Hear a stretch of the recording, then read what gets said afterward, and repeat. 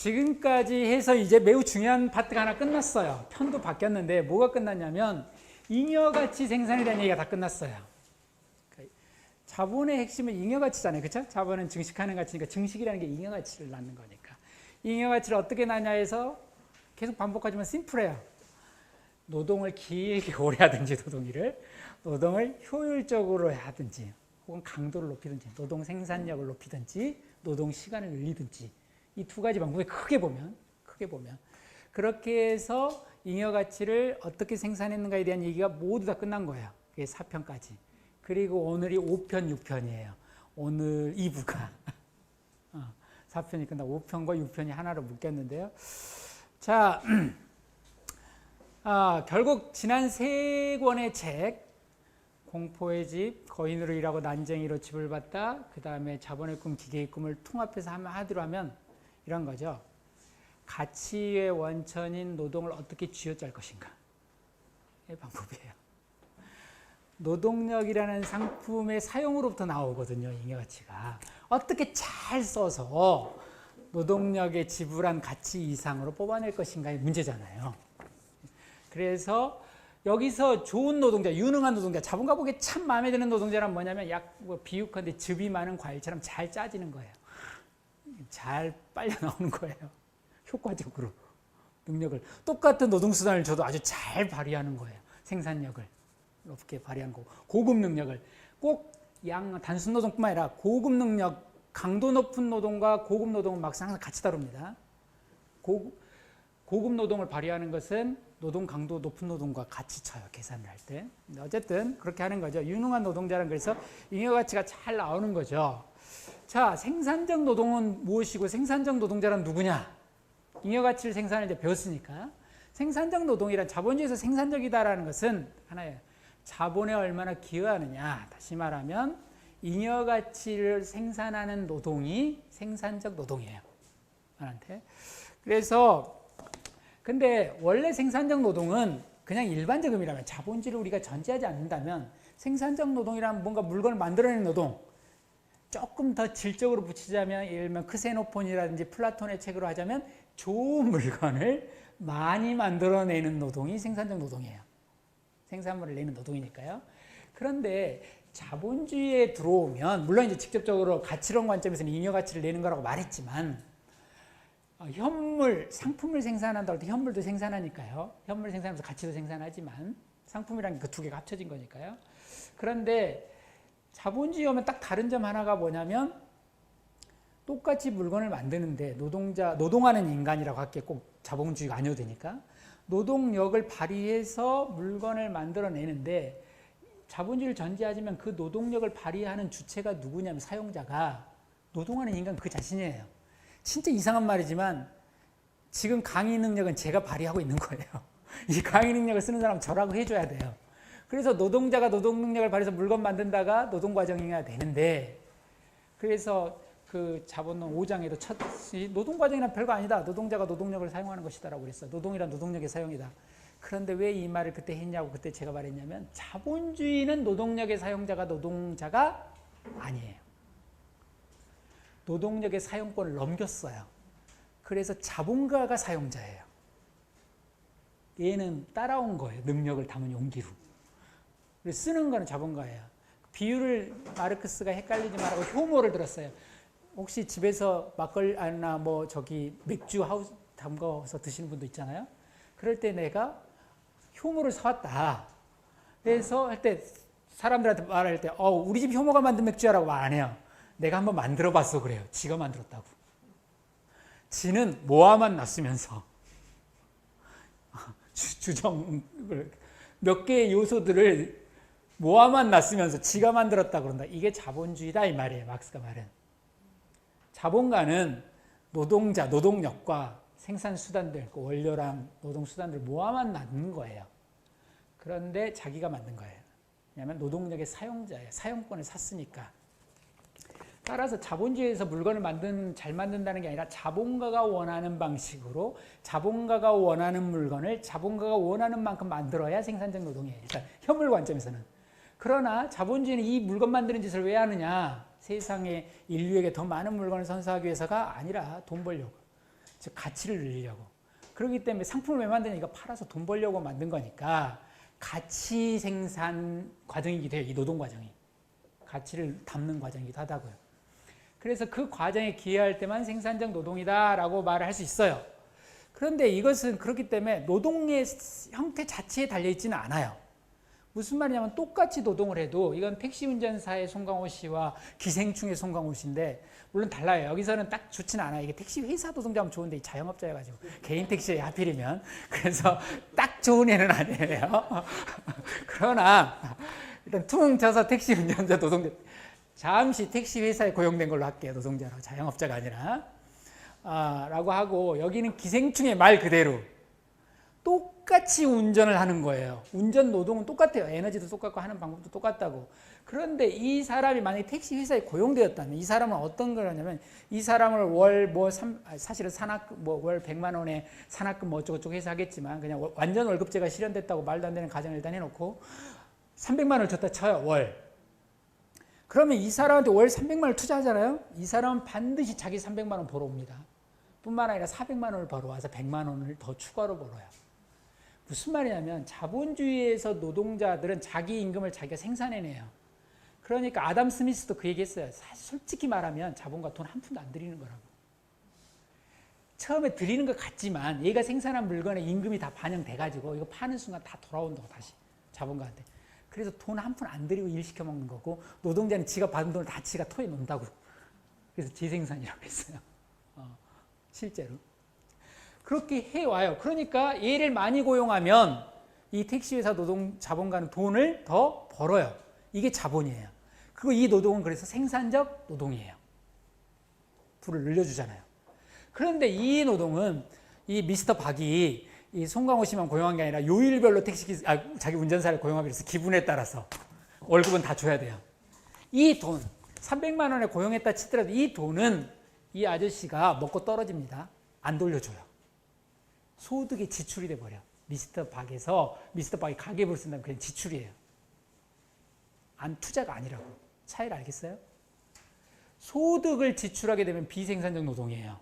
그 노동에다 소득을 지출해버리면. 그 노동에다 자본을 주면 투자를 해서 그러면 돌아와 이거는. 그래서 생산적이에요. 이게 애덤 스미스가 사실은 잘 알았던 거예요 처음에. 그리고 마르크스가 바로 이거라고 딱 구별이. 자본과 교환하느냐 소득과 교환되느냐의 차이라고. 중요한 건. 그리고 자본과 교환된다는 얘기는 다시 말하면 가치 증식을 한다. 이해가치를 한다. 돈을 돌려준다 지가. 그런데 이는 안 돌려준다 이거죠. 그런데 이제 조금 더 오버하느라고 책 읽어보셨으면 알겠지만 애덤 스미스가 오버를 해서 돌려준다. 임금을 자기가 생산한다. 노동까지 자기 임금을 자기가 생산하는 노동이 생산적 노동이구나라고 한 발 더 나가고 이때부터 위험한 거예요. 왜냐하면 딱 임금만 생산하면 안 되거든요. 그럼 가치 증식이 안 나니까 임금보다 더 해야 돼요. 그런데 여기서부터 좀 위험해지더니 조금 더 나아가더니 임금을 벌어온다는 얘기는 생산물을 만들어내는데 이 생산물로 다음 노동자를 또 고용할 텐데 다음번 얘를 또 고용할 수도 있고 다른 애를 고용할 수도 있는데 이때까지 이걸 유지를 해줘야 되는데 가치를.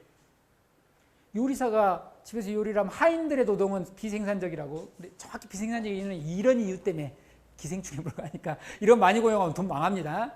이렇기 때문에 비생산적인데 스미스는 조금 더 나아가다가 임금을 생산한다는 말에 이제 혹해서 내가 심부름 시킨다든지 내 하인한테 이러면 그 얘가 한 일이 물건에 잘 보호가 돼 있으면 이 물건을 갖고 내가 또 다음 하인을 고용할 텐데 얘가 딱 해버리는 순간 공중에 사라져 버리니까 그래서 못 고용한다고 순간적으로 착각한 거예요. 그래서 내구성이 좀 있어야 된다고 생산적 노동 물건을 만들 때. 그때는 택시 노동이 없었으니까 택시를 예를 안 들었고 보통 공장에서 물건을 만들면 이 물건이 가치가 있어서 이걸 돈으로 바꿔서 고용할 수 있지만 이 물건으로도 고용할 수가 있는데 이렇게 생산물이 좀 가치를 담고 있어야 되는데 서비스, 하인들이 하는 어깨 주물러주고 이런 거는 하자마자 끝나버려서 이걸로 뭘 다음 해를 구할 수가 없다는 식으로 생각을 한 거죠. 그래서 내구성이 중요하다고 했는데 착각이죠. 택시 노동, 택시 타고 내리자마자 바로 사라집니다. 보관 안 해요 이거. 하지만 절대 사라지지 않는 형태로 바꿔가지고 송금하죠. 화폐로 바꾸는 순간 썩지도 않고 그 다음에 요즘은 화폐로도 안 하죠. 계좌 이체가 바로 되니까.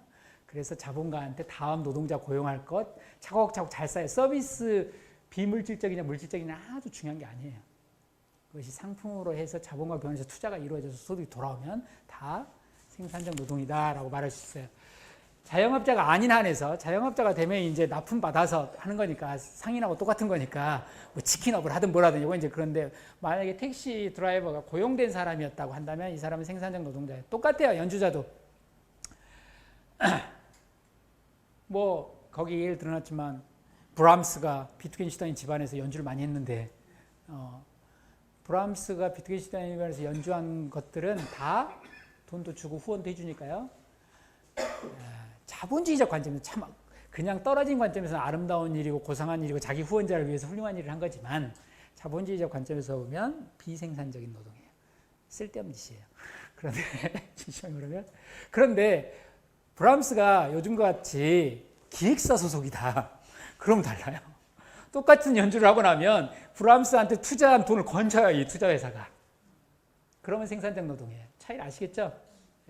이게 생산적 노동과 비생산적 노동의 차이다 이런 말이에요. 생산적 노동이란 그러니까 노동 형태에 달려있지 않다. 소재하고는 아무 상관이 없고 내구성과도 상관이 없다. 이거 잉여가치를 생산해느냐 못하느냐의 차이다 이런 겁니다. 그러다 보니까 생산적 노동자는 뭐냐 이런 노동을 하는 사람이 생산적 노동자다라고 막스는 말을 했어요. 그러면서 드는 게 오히려 스미스를 겨냥해서 더 그랬을 수도 있는데 내구성과 아무 상관없는 상품을 생산하는 업체를 들었어요. 교육공장, 학교. 이게 이제 되게 여러 면에서 생각해보게 하는데 이 마르크스가 이 예를 든 건 여기서 생산적 노동인 거 아닌 거 얼마인지 생산적 노동이란다. 소세지 공장만 생산적 노동하는 거 아니다. 거기 노동자만. 학교 노동자도 물론 우리는 학교가 이제 비영리 법인이라 이제 기업이 아니니까 해당이 안 되지만 그러나 교육 노동자들은 많습니다. 학원 강사들도 있고 학습지 노동자도 있고 다 아이들을 가르칩니다. 그렇죠? 일타 강사들도 있잖아요. 다 어디 소속되어 있는 이런 사람들인데 이 사람이 어떨 때 생산적 노동자냐면 당연하죠. 훌륭한 강사는 누구냐? 원생들에게 훌륭한 지성과 감성을 키워주는 사람이 아니라 원장님 돈 많이 벌어준 사람. 즉 원생들 많이 모을 수 있고 그 다음에 많이 받을 수 있고 안 끊기게 하는 노동자가 다시 말하면 일타 강사란 인간의 지력과 감성력을 최고로 1순위로 올려주는 사람이 아니라 가장 많은 수강생을 끌어모을 수 있는 사람. 이게 생산적 노동자의 정의다 이 말이에요. 그게 교육공장이 그렇다. 제가 자료를 찾아봤더니 스웨덴이 90몇 년부터 그 학교를 그렇게 만들었더라고요. 일부 학교를 기업으로 투자하고 배당도 해주고 기업화.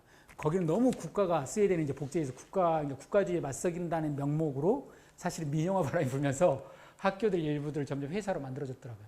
그래서 자체로 모으고 자체 돈 받고 자체 수익 창출하고 배당을 해줘요 주주들한테. 그렇게 되면 이제 진짜 리얼이죠. 이때 유능한 교사는 뭔가 학부모 만족도 키워서 애들 많이 보내게 해서 수익 많이 창출하고 주주들한테 배당 많이 해주는 그런 회사가 된다. 생산적 작가에 대해서 똑같은 얘기했으니까 막스가 한 맺혀서 한 얘기일 거야. 이런 얘기 맨날. 생산적 작가란 뭐냐? 좋은 사상을 생산한 사상가가 아니라 출판업자를 부유하게 해주는 그러니까 좋은 사상가가. 저도 와닿아서 썼어요. 이 책이 너무 안 팔려서 비생산적 노동자로 지금 보고 있어요. 여기 사장님이. 생산적이지 않습니다. 그러니까 아까 말했잖아요. 아까 기계일 때도 말했잖아요. 기계 자본주의 사상이 열나 이상하다고. 자본론을 읽다 보면 문득 내가 진짜 이상한 나라에 살고 있구나를 알게 돼요. 마르크스의 특별한 논이라는 거기 2권인가에서 제가 썼을 거예요. 자본주의가 이상하게 보여야 자본주의가 제대로 보이는 거라고. 우리는 자본주의 안에 찌들어 있기 때문에 이게 자연스러워요. 누가 오히려 공짜로 해주면 저 이거 의심돼. 제가 나한테 뭘 바라고 저런 걸까? 든지. 선물을 주기가 어려워요. 대부분이 뇌물이기 때문에. 뭔가 어려워요. 우리는 이게 자연이야, 이게. 그런데 문득 우리가 진짜 이상한 나라에 살고 있다는 건 마르크스의 자본론의 매우 중요한 목적 중에 하나는 자본주의와 거리두기일 거예요. 이상하단 말이에요. 생각을 해보라는 거예요. 생산적인 존재가 된다고 하는 것이 어떻게 이게 다 비정상이잖아요. 교육자가 교육의 대상인 아이들에서 일어난 일이 아니라 그걸로 버는 돈에 의해서 유능성이 판단된다든지 좋은 사상가가 그가 쓴 글의 내용이라든지 그의 사상이 아니라 그가 팔리는 책에 의해서 그 작가가 훌륭한지 아닌지가 판결난다는 게 얼마나 이상한 세상이냐 이거예요. 그래서 생산적 노동자가 된다는 것은 결코 행운이 아니라 그랬어요. 왜요? 많이 빨린다는 뜻이니까. 그 미덕 때문에 불운한 거라고. 아까 어떻게 이런 세상이 있을 수 있냐 이거죠. 생산적인 존재가 된다고 하는 것이 이렇게 처참한 의미를 가진 시대가 있을 수 있느냐 이런 거예요. 넘어가면 제가 너무 흥분했습니다. 공감되는 바가 있어서. 제가 그렇게 못난 사람은 아니라고 생각하는데 어쨌든 참 쓸모없어요.